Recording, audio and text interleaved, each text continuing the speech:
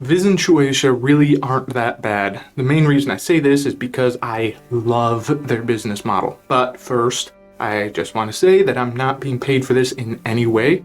I can't even monetize the video at the moment. There's no conflict of interest here.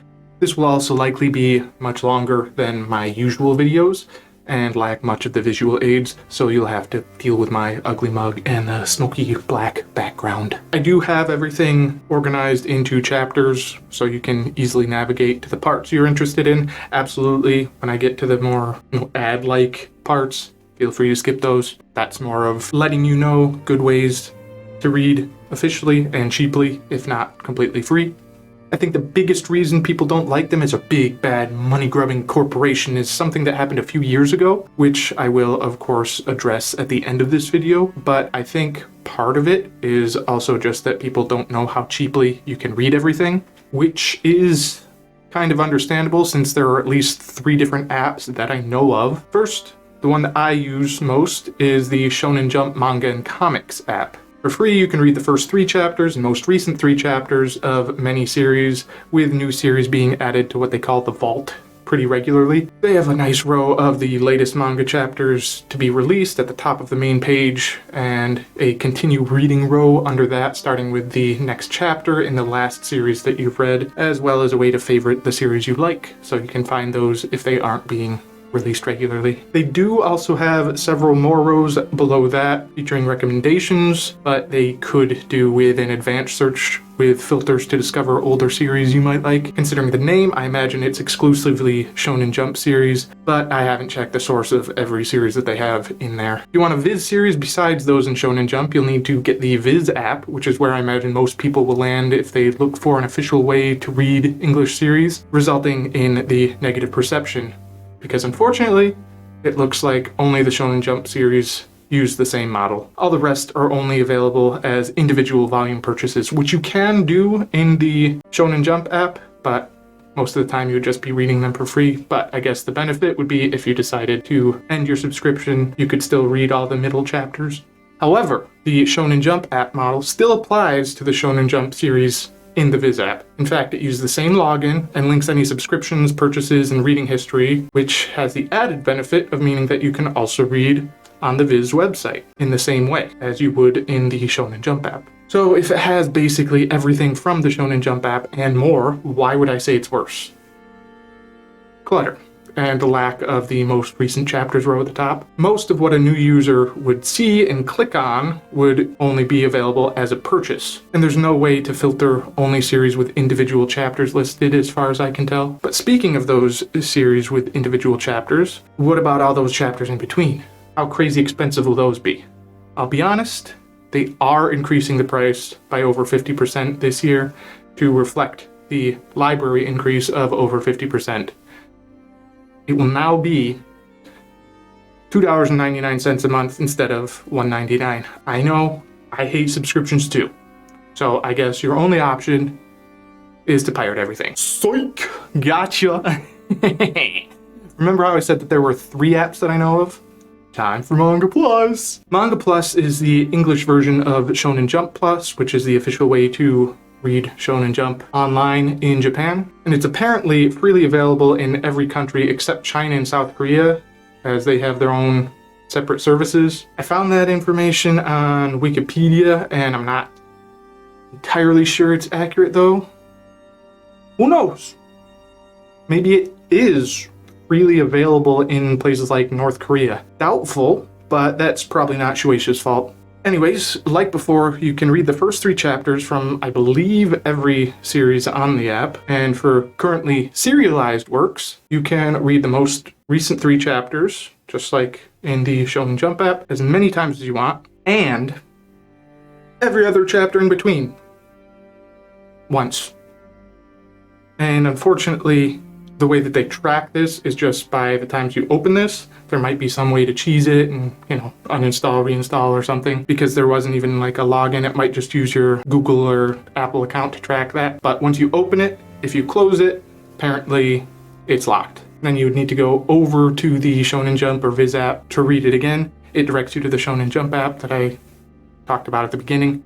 Along with the other cons that I mentioned, I will also say that the reader is far from perfect. It's decent, but there isn't really much customization on desktop using Viz's website, and navigating between chapters is pretty awful. At the end of the chapter, you do get a link to the next chapter, which is fine enough. But if you want to go back a chapter, you need to go back to the chapter list and find the chapter and reopen it. If you so much as think about swiping back on the first page, you'll be met with a big pop-up warning telling you you're reading the wrong way. I'm sorry, which chapter of One Piece is this? I know which way the next page is. I don't need instructions. I've been doing this for a while, okay? Speaking of readers, though, I actually learned about Manga Plus from MangaDex, a scanlation site with by far the best reader I have ever encountered on any device. If you're into reading manga online, check them out. No risk of viruses or even ads, no stolen content, everything's uploaded by the scanlators themselves, and as mentioned, even some publishers will post their releases there, although those will be links to where you can read it officially. They do also have the best search that I've seen on any site, with a great advanced search being able to filter all sorts of things out or in. If you read scanlations on a different site, besides the scanlator's own site of course, they will probably have been ripped from MangaDex. Keep in mind though that they did completely redo their site a few years back, and I think they're still in the process of re-adding some features, so there may be some minor bugs or missing features here and there. Although it looks like they did recently get rid of the banner warning about that, and you can comment again, which is nice, so maybe everything's all good and up to date. Going back to Viz and Shueisha though, the rework of MangaDex was actually a direct result of their actions. Some people broke MangaDex's terms of use and uploaded some official Shonen Jump chapters, I believe Boruto, right around the time the companies were going after people for copyright infringement, which like I mentioned, will address at the end of this video. After those chapters were uploaded, MangaDex didn't get around to taking some of the chapters down fast enough, and the chapters were noticed by the automated systems scanning everything on the internet, apparently.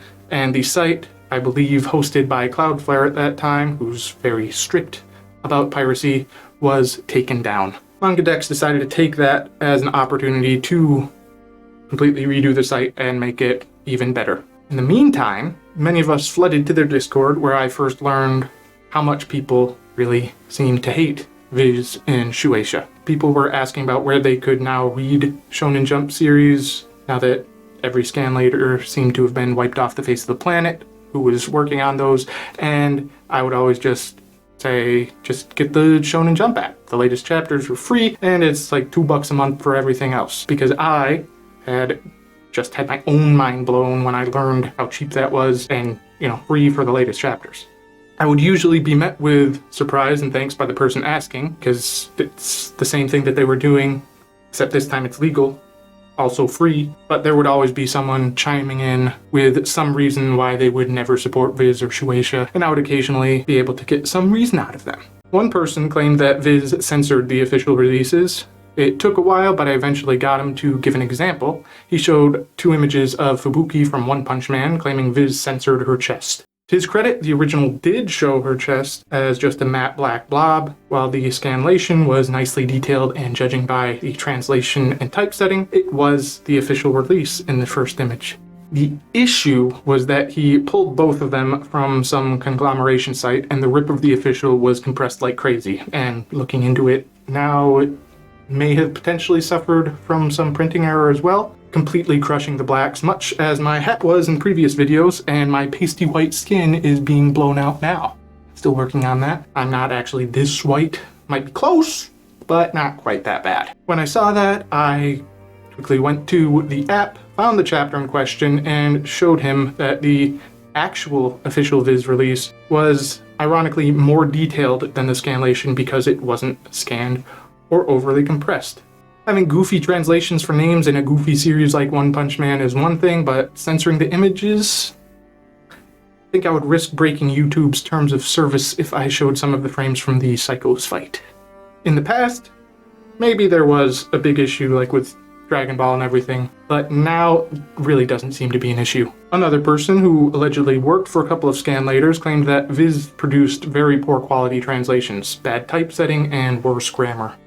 So for the next few months, I paid closer attention to the quality of the Viz releases of the 8 or so Shonen Jump series I was reading regularly at the time, and the quality of the releases I was following by the scanlators she had mentioned. Can you guess which was worse? It wasn't Viz. I had originally thought that those two groups were some of the best scanlators I'd really ever seen, especially at the time, but Viz still beat them out. Amusingly enough, the quality of those groups then began to drop quickly and significantly shortly thereafter. Meanwhile, I think the only grammatical issue I noticed with Viz was the occasional mix-up between everyday and everyday. Even that, though, was uncommon. If memory serves, it was more common that I would need to reread text from the scanlators in question to understand what was being said due to grammatical errors, even at the beginning. But now, let's get into the main reason people gave for hating Shueisha and Viz.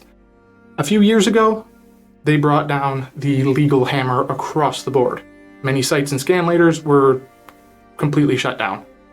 Even many YouTubers risked losing their channels. That's actually a big reason for this smoke, to make content IDs less likely. So how could I possibly defend them here? So many wrongful copyright strikes. Yes, I agree. There were many instances where channels were in trouble or even actually destroyed due to the automated strikes on old fair use videos. But the action made by Shueisha and Viz was understandable. And I think the problem was as much YouTube's fault as it was Viz's and Shueisha's, and I don't think it's likely to happen again. The reason I do this is just to play it safe. Channels were deleted without warning for hitting 3 automated strikes almost instantaneously.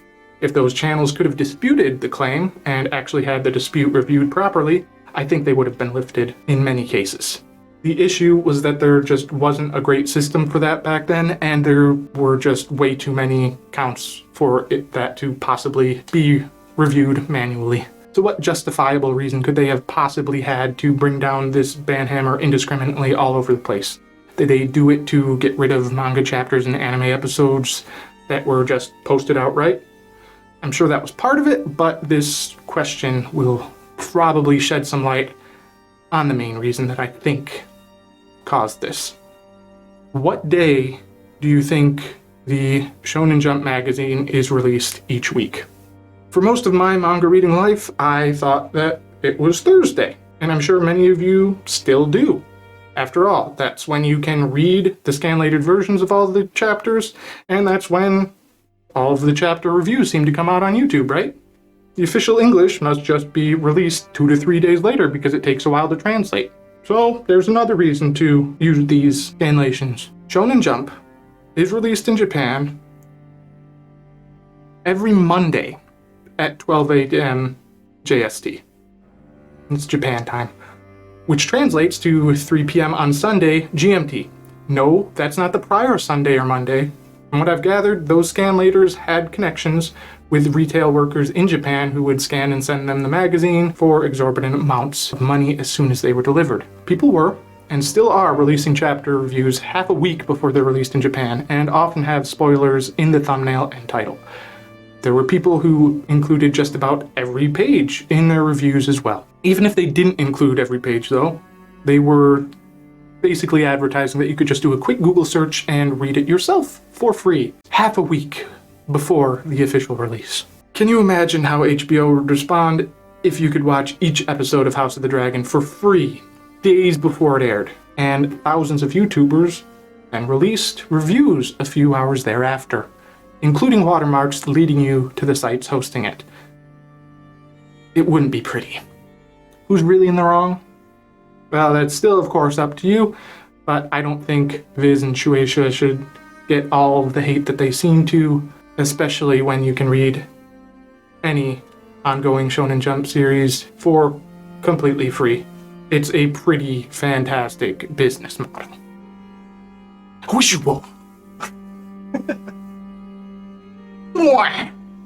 Man, I found out just how much of a tongue twister Shueisha is while recording this. And yeah, I got new lights. It's nice, they don't flicker as much. Still working on keying it, but I don't need to crank the saturation anymore, which caused all sorts of weird stuff like my super red lips before.